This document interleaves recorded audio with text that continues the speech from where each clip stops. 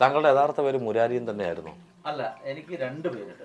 അതായത് വളരെ രസകരമായ സംഭവം, ഞാനൊരു ചാനലും പറയാത്തൊരു സംഭവമാണ്. ഇപ്പോൾ ഒരുപാട് പേര് പല പേരുകൾ എൻ്റെ പറയുന്നുണ്ട്. ഈ അടുത്ത സമയത്തൊരു ആളിട്ടേക്കുന്നുണ്ട്, ബൈജു, കൊട്ടാരകശാൻ്റെ ആട്ടോറിക്ഷ ഓടിച്ചുകൊണ്ടിരുന്ന ബൈജു എങ്ങനെ മുരാരിയായി.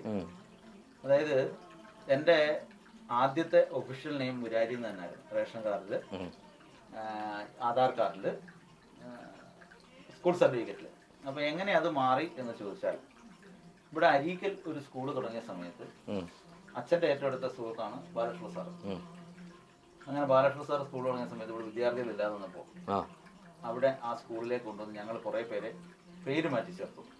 അനിൽ ചക്രവർത്തി, അനിൽ കൃഷ്ണൻ, റോസ്ചന്ദ്രൻ, ഇങ്ങനെ കുറെ പേരുകൾ ഇട്ട കൂട്ടത്തിൽ എനിക്കൊരു പേര് സാർ ഇട്ടു, രാജൻ ബാബു.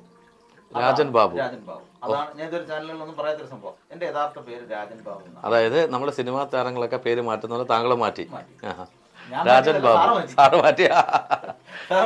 അതാണ് ഒഫീഷ്യൽ നെയിം. മുരാരി എന്ന് മാറ്റാൻ കാരണം എന്താ? മുരാരി എന്ന് ആദ്യത്തെ പേരാ എന്റെ. അതായത് ജന്മം കൊണ്ട് തന്നെ മുരാരി എന്നാണ് പേരിട്ടത്.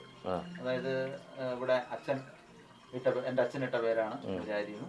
അതിനുശേഷം സ്കൂൾ തലത്തില് പഠനത്തിലൊക്കെ മുൻപിലായിരുന്നു. അപ്പോൾ ഇവിടെ ശാന്ത ടീച്ചർ എന്ന് പറയുന്ന ടീച്ചറുണ്ട് ഇപ്പോഴും ഈ അരിക്ക് അങ്ങോട്ട് തെറ്റിക്കുടി ഭാഗത്ത്. ടീച്ചറെ മിക്കവാറും കാണാറുണ്ട്. അപ്പോൾ എൻ്റെ വൈഫിൻ്റെ അടുത്ത് ഇടയ്ക്ക് തന്നെ ടീച്ചർ പറഞ്ഞു, കണക്കിനകത്തവൻ ഭയങ്കര അഗ്രഗണ്യനായിരുന്നു, കണക്കായിരുന്നു ടീച്ചർ പഠിപ്പിക്കുന്നത്, അതുകൊണ്ട് ഇവിടം വരെ എത്തി എന്ന് ടീച്ചർ പറഞ്ഞു. ഞാൻ പറഞ്ഞു അതല്ലേ വേണ്ടുന്നത്, ടീച്ചർക്ക് അഭിമാനമായിട്ട് പറയാലോ, ഇത് കണക്കല്ലേ, കണക്ക് നമ്മൾ അതേപോലെ കൈകാര്യം ചെയ്യുന്നുണ്ട്.